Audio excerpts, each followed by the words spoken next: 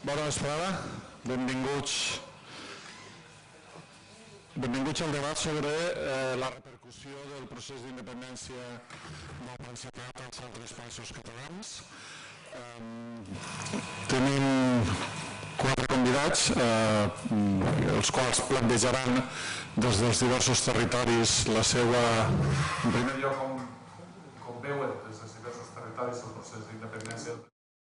I els demana a tots ells, a més, que facin una proposta, una cosa que voldrien que la República Catalana fes respecte als altres territoris. Tots ells són gent molt coneguda, crec que no val la pena presentar-los massa. En Francesc Ricart és un d'aquells homes imprescindibles que tenim la sort de tindre en totes les nostres comarques. Te'l trobes a tot arreu, no sé si dorm alguna vegada, però no para de treballar des de la franja amb un entusiasme i una capacitat espectaculars. Cosa semblant a la que fa el Ferran, en el seu cas des del País Valencià. El Ferran, a més, amb aportacions sempre des de la seva vessant com dius això? De psicobiologia molt punyents. És una persona que, sobretot si el llegiu, a vegades escriu coses que són realment punyents. Tenim la sort també de comptar amb la Maria Antònia Font de la Intersindical de Mallorca. Jo crec que és un enorme plaer perquè els mestres mallorquins han protagonitzat una de les mobilitzacions més exemplars dels últims anys i per tant és molt bo sentir la seva veu. I en Joan Becat és el que jo crec que menys cal presentar, perquè és impresentable. Això no, però vaig anar a dir primer perquè juga a casa, després perquè tota la gent de la Universitat Catalana d'Estiu òbviament coneguem el Joan de sempre, i a més ell des de la Universitat de Perpinyà i des de tot el seu treball de reflexió sobre això que en diuen relacions transfrontereres, doncs porta molts anys explicant-se. Són situacions diferents, ens falta Andorra, que ja té el seu estat i que és el nostre únic estat de moment. L'Alguer, crec que n'hi ha algú de l'Alguer en la sala i en tot cas després podríem demanar-li que en parlés.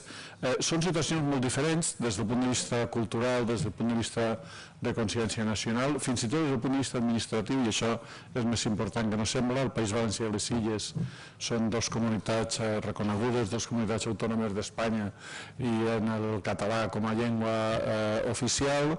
La Catalunya Nord només de moment és departament, mentre no se'ls ocorrís canviar encara més la divisió administrativa, però com a mínim són un departament, encara que amb molt poc reconeixement de la catalanitat. La franja, en canvi, no existeix com a res, no té cap articulació administrativa. Per tant, partint de les concepcions molt diferents, els demano a tots i començarem en l'ordre que tenim, i per tant el Francesc primer, aquests comentaris sobre què pot passar amb la independència de Catalunya amb la resta del país i una proposta, cadascú, que hauríem de demanar a la República Catalana que fes. Si vols començar tu, Francesc. Hola, gràcies. I gràcies per les paraules que m'has dedicat.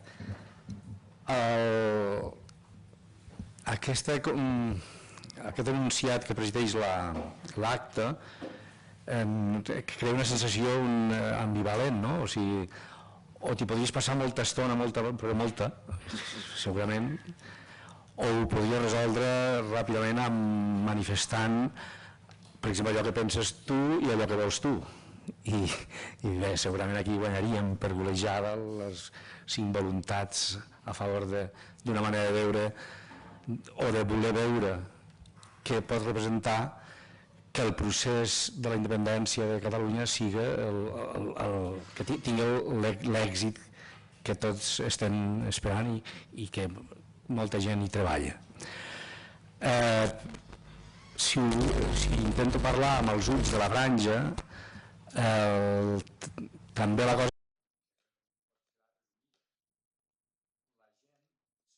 des d'aquesta situació que es viu o que hi ha instal·lada, més que es viu i que està instal·lada, que seria un territori, les comarques del qual són administrativament aragoneses o són de l'Aragó, que parlen català, que no tenen cap estructura ni cap cosa que les unisca que no siga justament la llengua, que ja és això del que es tracta, no?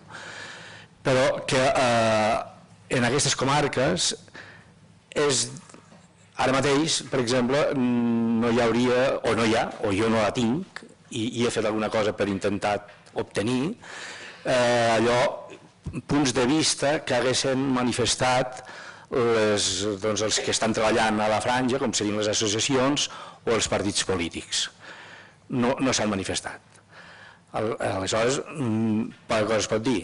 Les associacions, parlant, intentant comunicar-me amb ells, el que fan és dir que treballen per la qüestió lingüística i cultural i que no, alguna associació fins i tot diu expressament, en els estatuts es diu que no es poden parlar de política, quan resulta que és aquella cosa que vam aprendre tots ja quan anàvem amb pantalons curts i no era l'estiu, que tot és política, no? Però les associacions poden arribar a dir això. Els partits polítics, ara mateix ja no cal anar enumerant-los perquè no hi ha, diguem-ne, res a dir. Ara bé, sí que val la pena recordar justament que pot haver una cosa que esperem que deixi de ser circumstancial i que s'estableix perfectament, que seria, ara mateix hi ha Convergència Democràtica que es diu de la Franja, que està instal·lada, pretén estar instal·lada tot al llarg de les comarques, però la seva influència certament és mínima, no hi ha res, no tenc, per desgràcia, dic per desgràcia en el sentit que un també voldria, sempre parlant d'allò del que voldria i del que pensa, que tingués una influència que ara mateix no té. Esquerra Republicana té un representant en un ajuntament, a l'Ajuntament de Calaceit, per tant al Matarranya, en una comarca, però tampoc no es pot parlar d'una instal·lació significativa. Per tant, el que jo us puc dir, el que us puc transmetre d'allò que se sent, d'allò que pensa la gent a la franja seria en l'àmbit gairebé personal, això sí, de persones més o menys significades. I aleshores, doncs, per resumir, si és que es pot resumir, seria aquesta barreja que tenim tots de manifestar-te la voluntat i diguem-ne el goig de viure un moment que estem vivint, i això tothom, jo diria tothom, amb dos, o sigui, allò que s'hi ha parat a pensar i que ho ha manifestat, et diu que està content i que fins i tot agraeix el procés, no? Però immediatament hi ha l'altre sentiment que l'acompanya, que és el sentiment de la por. Alguns diuen això, de la por. Por, no se sap ben bé què, però t'ho acaben definint així o acaben manifestant d'aquesta manera. Tinc por que si Catalunya s'unís i és capaç d'arribar a la independència, nosaltres no siguem víctimes d'una pressió més gran des de l'administració aragonesa, d'una intensificació dels que estan organitzats en contra de la llengua, perquè això sí, i estan organitzats en contra de la llengua, i per tant aquesta por plana entre la gent.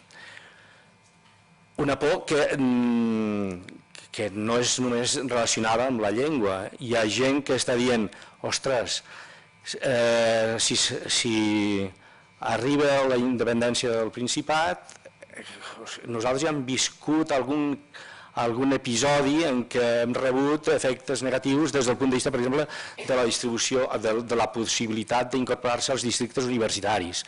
Els problemes sanitaris que potser coneixeu que hi ha, que es viuen a les comarques, la que conec més jo seria el Baix Cinca, però les possibles dificultats que posaria la frontera.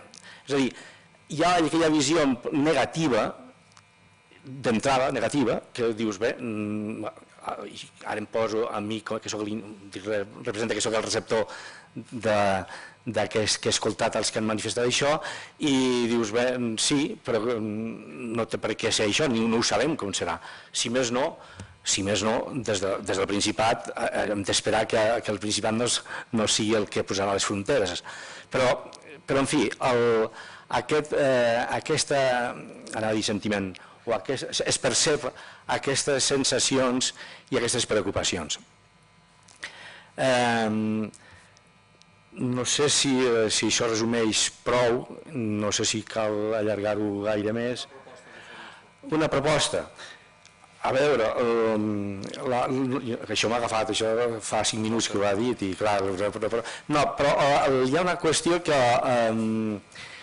es demana al Principat, i em sembla que això ho hem anat demanant moltes vegades durant molt temps, crec que molta gent, és que el Principat, com a motor al qual endevinem que és el motor que ens ha de portar a la llibertat que calgui, doncs no ha mirat prou als territoris perifèrics, però sobretot la franja. A camins la franja pot arribar a parèixer que ja és el Principat. O sigui, quan la part positiva de la franja a camins és veure que ja és Principat i per tant no cal pensar-hi.